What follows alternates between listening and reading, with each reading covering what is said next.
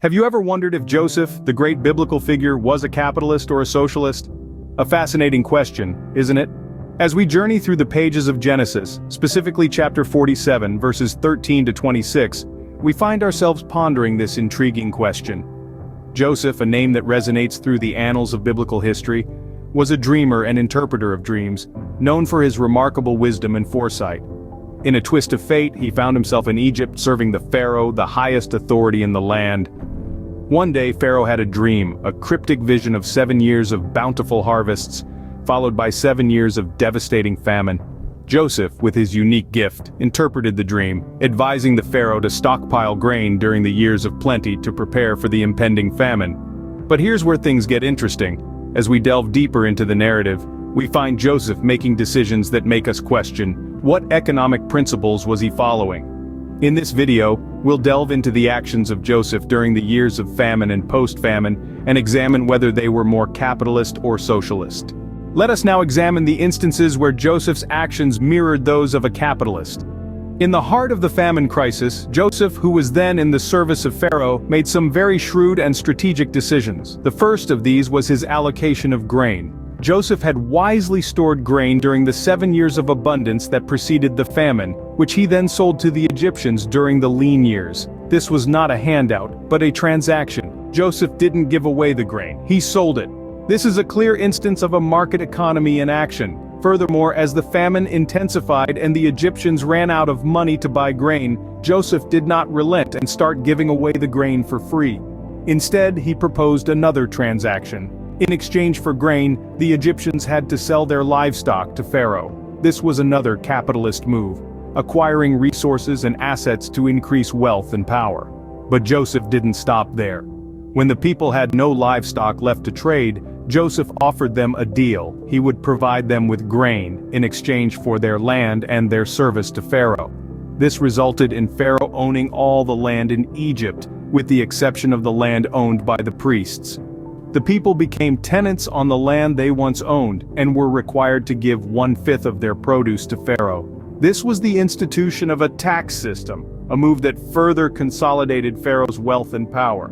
So what do these actions tell us about Joseph? They suggest that he was a shrewd and strategic manager of resources, leveraging the crisis to increase Pharaoh's wealth and power. He didn't distribute resources for free, but instead used them as a means of trade, acquisition, and taxation. These are all hallmarks of capitalism. So, there we have some compelling instances of Joseph acting in a capitalist manner, but does that tell the whole story? Now let's turn our attention to the aspects of Joseph's actions that could be considered socialist. In the throes of the debilitating famine, Joseph, as the Pharaoh's right-hand man, took control of the grain reserves. His role was not simply to hoard the grain for the elite, but rather to distribute it to the starving masses. This, my friends, is a classic example of socialist thinking, putting the needs of the many above the few. His goal wasn't profit, but survival of the people. But it didn't stop there. As the famine persisted, the people traded everything they had for food, until all they had left was their land and their freedom. So Joseph, in an unexpected move, bought all the land in Egypt for the pharaoh, effectively nationalizing it. This can be seen as a socialist move, as the state now owned the means of production, a cornerstone of socialist ideology. However, Joseph didn't stop at just land acquisition. He also instituted a tax system where 1/5 of the produce was to be given to Pharaoh. While this may seem like a harsh measure, it ensured that the state had the resources to handle future crises, and it also allowed the people to keep 4/5 of their produce.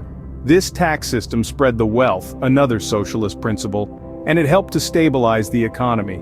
But keep in mind, this was not socialism as we understand it today. This was a unique blend of economic strategies, crafted to meet the specific challenges of a time of great crisis. Joseph was not bound by modern economic theories. He was driven by the necessity of survival and the well-being of the people. So we've seen Joseph acting both as a capitalist and a socialist. It's quite a conundrum, isn't it? So, was Joseph a capitalist or a socialist, or was he a bit of both? This question has guided our journey through Genesis 47, 13-26, as we've delved into the actions and decisions of Joseph, a figure of immense importance in biblical history. We've seen Joseph, the astute advisor to the Pharaoh, acting in ways that might have seemed capitalistic. He leveraged the years of abundance to prepare for the years of famine, creating a stockpile of grain that he later sold to the people. This shows a strategic mind, one that understands the workings of supply and demand, and the importance of planning ahead. These are core principles of capitalism. On the other hand, we've also seen Joseph acting in ways that could be classified as socialist. When the people of Egypt were left with nothing but their land and their freedom, Joseph didn't abandon them. Instead, he implemented a system where the state owned the land, and the people were given seeds to grow their own food, in exchange for a fifth of their produce. This redistribution of resources and the concept of state ownership are hallmarks of socialism. But to label Joseph strictly as a capitalist or a socialist might be oversimplifying things.